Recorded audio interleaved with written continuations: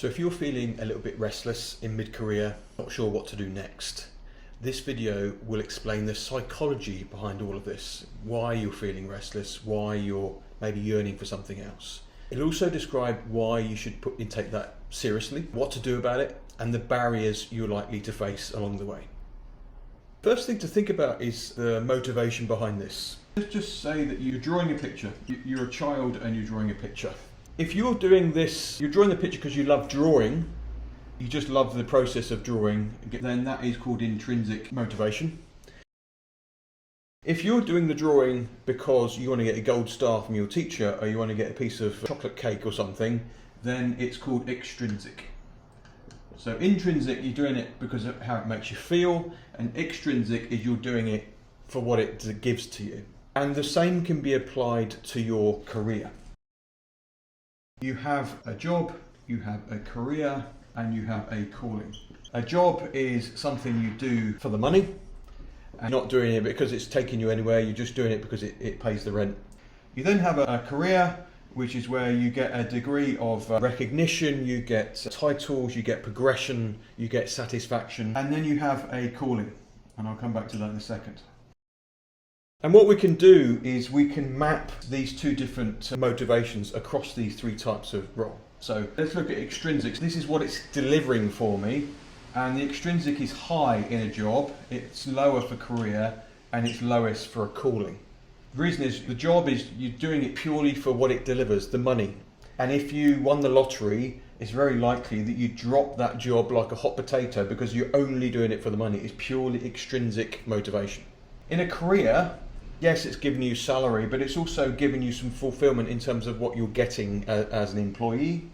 And the calling, intrinsic, is lowest. Then if we look at intrinsic motivation, so how it makes you feel, and that's lowest in a job, it's mid in a career, and it's highest in a calling. A career is a mixture of the extrinsic things it gives you, salary, recognition, titles, and the intrinsic things it delivers that makes you feel the fulfillment you get. If you look at the psychology, what people are seeking in a career is mastery over the topic. They want to feel that they're actually, owning and learning about that topic. They want to feel like they've got a degree of autonomy, and they want to feel, it's called relatedness. They want to feel like they have some meaningful relationships with the people they work with, and they're connected to the community they work within. Motivation doesn't work purely like this. Just because you're doing it just for the job doesn't mean you can't get fulfillment from it, or you might get the satisfaction of a job well done. And just because you're following your calling doesn't mean you can't have extrinsic things like rewards and recognition and titles and whatnot. But these are the sort of main drivers. And the point of sharing all of this with you is that if you're feeling restless in mid-career, if you're feeling that, I've done well, I've succeeded, I like what I'm doing, but I'm still yearning for something else, what you're actually looking for is something more intrinsic rather than extrinsic. So more job titles, more promotions, more recognition, more salary, bigger house, better car, whatever, all these are extrinsic things. That will not solve your restlessness. You're looking for something that's intrinsic. Now, everybody goes through development stages as they grow up. What's lesser known is that these development stages continue through adult life. And one of the things you're likely to hit in mid-career around your own values, because you have experienced the world, you've been through things good and bad in your life, you've been through things good and bad in your career, you've developed your own values model. Prior to this, in your 20s and 30s, you're likely to be more of a conformist. You want to do right by the company, you want to do right by the team. This is where these yearnings, these inklings for something else come from. It's because you're developing your own value system. And this is where it can sometimes rub up against your existing role to say, actually, my role doesn't actually fit anymore. I need to go and find something else. This is called a midlife crisis for some people because they feel like they're abandoning all this steady stuff to go and pursue a calling, but actually the transition to a calling is actually really, really healthy. So what does a calling look like? A calling has three elements. One is it needs to be intrinsic. Going back to the picture here, you want to be doing it because it makes you feel good, you want to do it, not because of the things it's going to deliver for you. So it needs to come from within. The second element is it needs to apply to your strengths. And thirdly, is what psychologists call pro-social, which is It needs to satisfy a goal bigger than yourself. It needs to satisfy a group or a community, or basically, mankind in a scale bigger than yourself. This is not about a pursuit of something for you. It's about applying what you've learned through life so far, doing it for the benefit of the world, basically. If you're looking for fulfillment, you're looking to address your restlessness, you're looking to use all of the skills and experience you have today, this is what you're looking for. So why do you need to take all of this seriously? What's happening here? Your mind is processing all of your past experiences, good and bad. And it's giving you signals, your subconscious is giving you signals to say this is your new direction based on everything you've been through. And you really need to listen to this. But it's your subconscious mind that's telling you. So it's through intuition. This is opposed to your conscious mind, and your conscious mind is the one that chatters to you, and your conscious mind wants you to stick to the knitting. It wants you to stay safe. It doesn't want you to change from this because this is nice and steady, and we know what this is. But your subconscious mind knows everything you've been through, and it's giving you a picture of where to head, and you need to listen to it.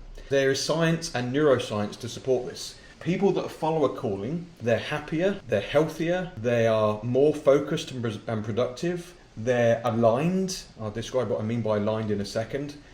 And they're more resilient. They're less likely to get things like burnout, suffer from poor mental health, because they're doing exactly what they're on the planet to do. They're aligned to exactly what they're supposed to be doing. So what do I mean by alignment? Well, you have your existing self, and then you have what your direction that your mind is telling you ought to go, your future. And when there's a difference between those two things, reality and how you really feel and your values, then that creates friction. For example, if you're working for a company, you really don't like the way they treat people, that's an example of friction of your values versus the company's values. And that friction creates mental health issues, poor health, physical health. It's ruining your identity because you're not allowed to be yourself. And when you start releasing the trappings of a career and pursuing a calling, you're moving more into alignment. Now, all this sounds very grand and, fantastic. But what you also need to do, the practical realities of this, is you need to make this transition, but also bear in mind your practical realities, right? Mortgage, kids to support, commitments, and all the rest of it. So I'm not suggesting we all abandon our existing lives and go and live on an island with some goats. You need to do this in a practical way too. Now, all of this applies to an organisation as well. If you're helping your employees find their true calling or amend their existing career to better reflect this, they're going to be more highly engaged, they're going to perform better, be more productive, you're much more likely to keep hold of them in the long term, and they're going to be a lot better off. I think it's actually fruitful for an employer to help employees explore this. Because even if they only stay for a little while, they're going to be a lot more productive and happier whilst they are with you.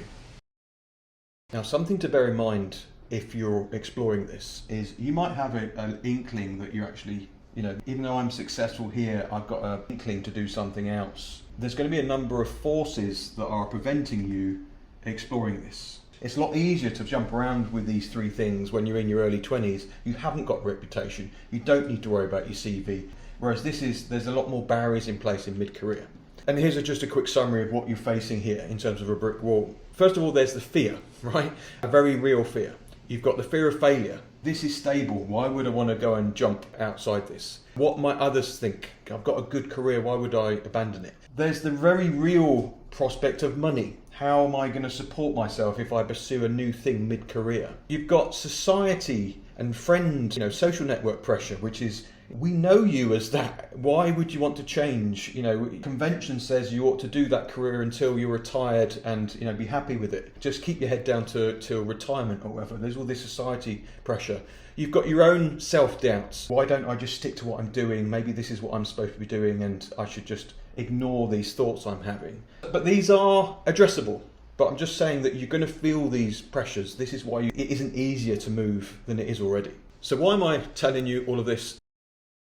It's because in mid-career I had my own feeling of restlessness. It led me to go back to university and I studied the psychology of calling.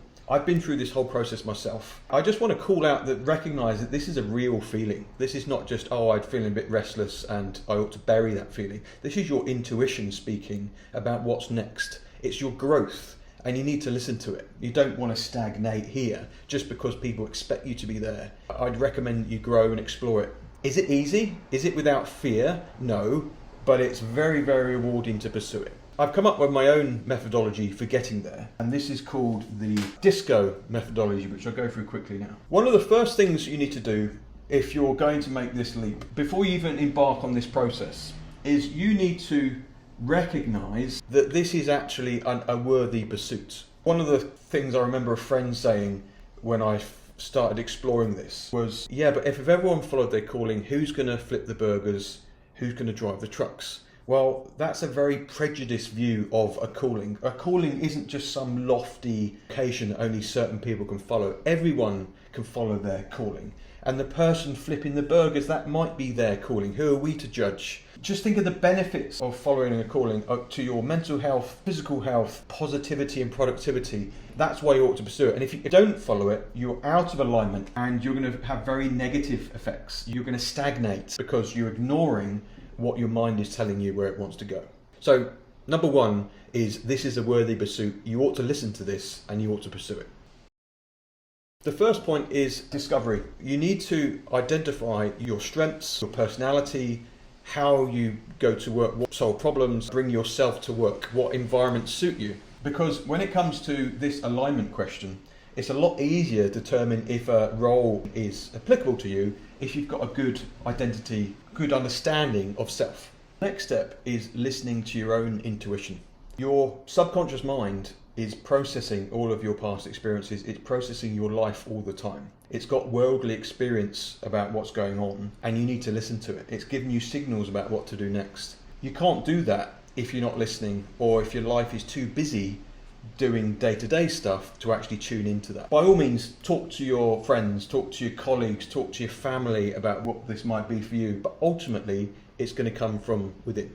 The next part is where conventional careers advice kicks in, which is your skills, your experience, and what you've done in the past. Doesn't mean that you're wed to that. What I feel is that everything you've done is for a reason. Part of a calling is tapping into your unique strengths and experiences and how are you going to take that out to the world. So it's not a case of abandoning everything you've done to date, it's actually building on everything you've done, all your experiences, good and bad, any progression you've made, and applying that to your next chapter. The next phase, and this is especially true of mid-career, is looking at the courage, stepping outside of your comfort zone to actually make the step. There is genuine fear around this. I've certainly felt that. We spend a lot of our time at work and thinking about work, and a lot of your identity is tied up to your position and your role in your experience. It shouldn't be, I realise that, but for me it certainly was. And stepping away from that means stepping away from your identity potentially. And so you need to address that and face the fear and dig into it.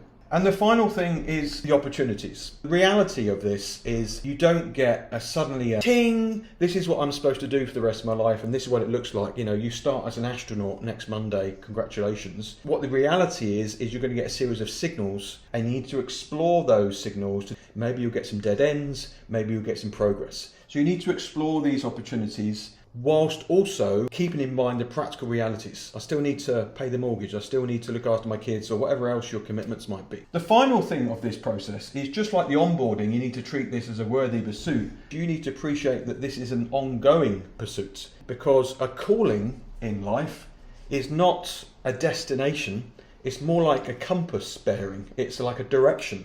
And your calling is going to change direction as you go. The more your values are challenged, the more experiences you have. So for example, for me, my inkling was to go back to university. And it was only when I went to the actual open day of the university that I discovered a brand new topic called organizational psychology. And I dug into that and that led me to where I am today. And you know, it wasn't a crystal clear, here's your next 5-year roadmap. It was an inkling and you pursue those and the fruit is born from there.